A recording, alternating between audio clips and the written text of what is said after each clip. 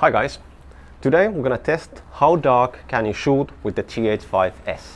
We came to this weird factory basement and Panida has a candle and we're gonna test can you shoot with the light of just one candle.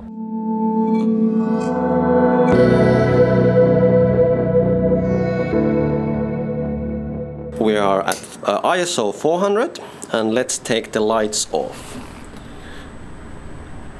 And now let's see how far can we push the ISO. So now ISO 400, 800, 1600, 3200 and 6400. That's good. Okay, Panina, you want to come and see? Yeah. Look, there's someone in the background. Okay, Panina, just What? come here. Is there someone? See the test footage. Oh my...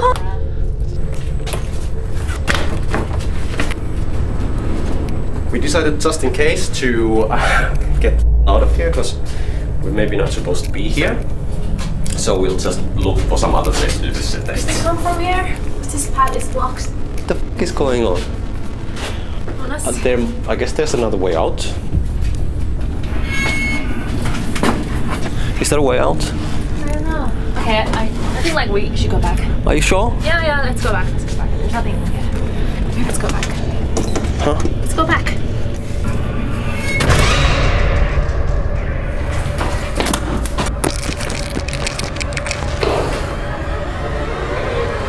Lights off. And now we are at 400 ISO, 800, 1600.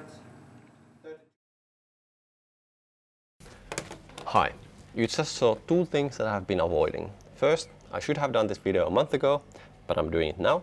The second thing that I have been avoiding is doing anything related to narrative filmmaking. So that was my kind of like my first attempt of doing anything with a storyline. Dude, sucking at something is the first step towards being sort of good at something. Anyway, let's continue. In this video, I'm gonna talk about the differences between GH5 and GH5s that are meaningful for me. So my thoughts about the GH5s. I got the GH5s to test from a Finnish camera store called Rajala Camera and had it for 1 week, just before I left traveling here in Asia. The first thing to consider with the GH5s, of course, is the low light capability. And I really liked how the camera I was able to push the ISO much higher to get a clean image. And I liked how in the narrative clip that I just showed you, I was able to just use very small light sources, just like a candle, and then still get good colors.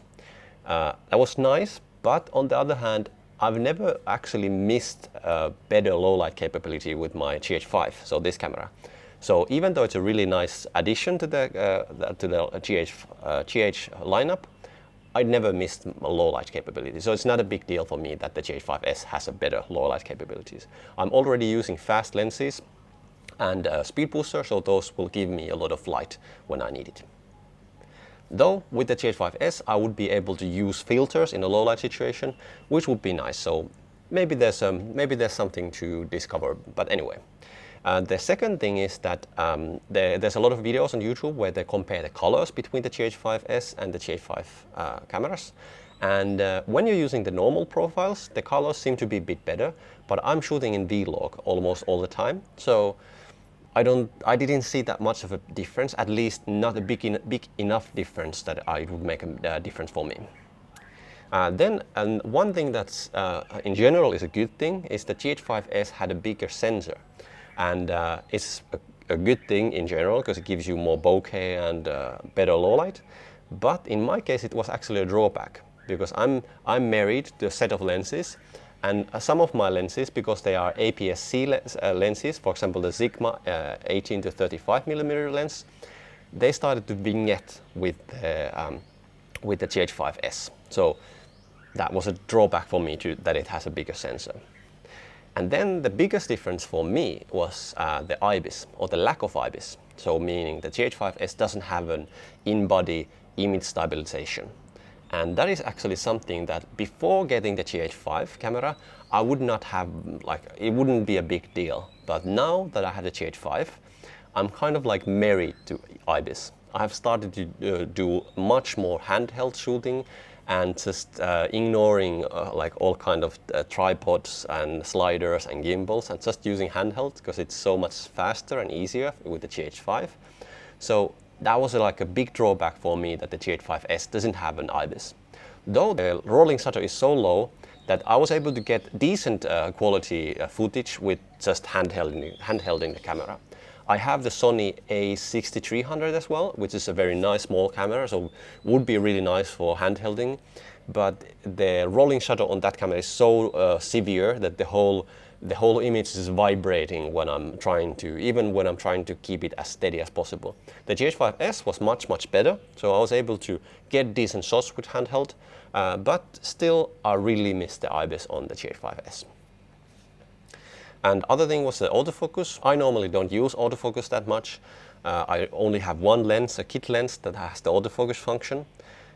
So I don't really care about that, but when I was testing the autofocus, it seemed to work really nice. So I didn't have anything to complain with the autofocus of the GH5s.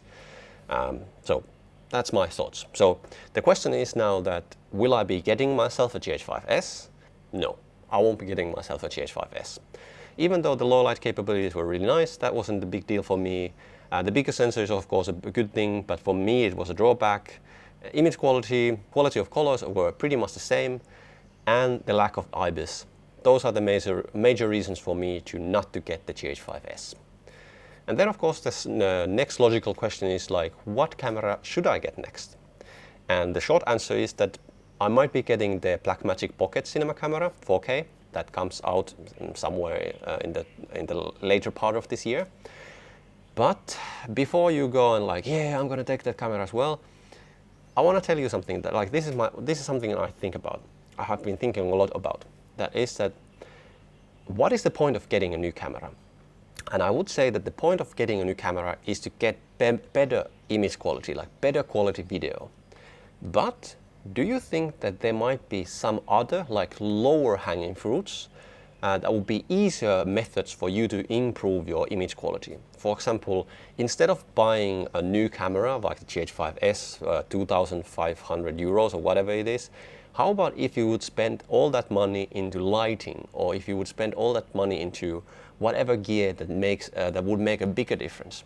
Do you think getting a new camera is the easiest and the lowest cost option to make your image quality or your video quality higher, or might there be something else?